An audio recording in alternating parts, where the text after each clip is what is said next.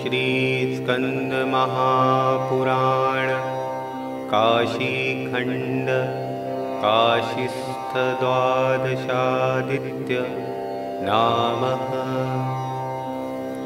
ॐ काश्याल्लोलार्काय नमः। ॐ काश्याम् उत्तरार्काय नमः। ॐ काश्यां सांबादित्याय नमः। ॐ काश्यां द्रुपदादित्याय नमः। ॐ काश्यां मयूखादित्याय नमः। ॐ काश्यां कपोलकादित्याय नमः। ॐ काश्याम् अरुणादित्याय नमः। ॐ काश्यां वृद्धादित्याय नमः। ॐ काश्यां केशवादित्याय नमः। ॐ काश्यां विमलादित्याय नमः।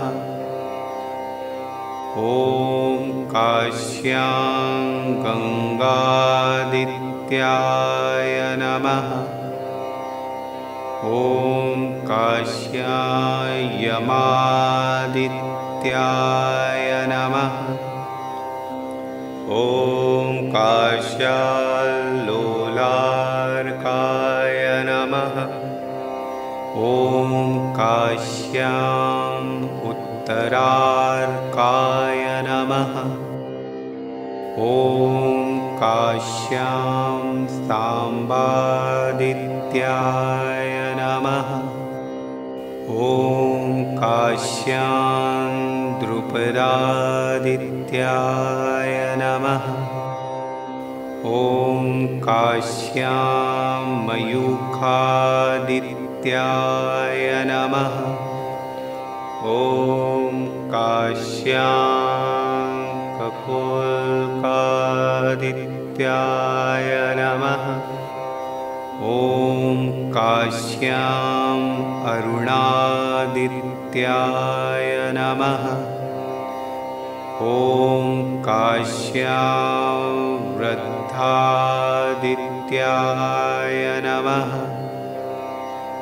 ॐ काश्यां केशवादित्याय नमः। ॐ काश्यां विमलादित्याय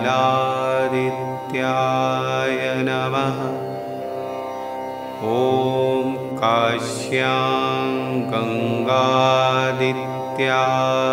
नमः।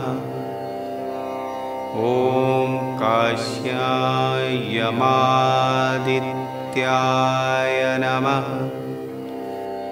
ॐ इति श्रीस्कन्दपुराणे काशीखण्डे काशीस्थद्वादशादित्य नामावली सम्पूर्णम्।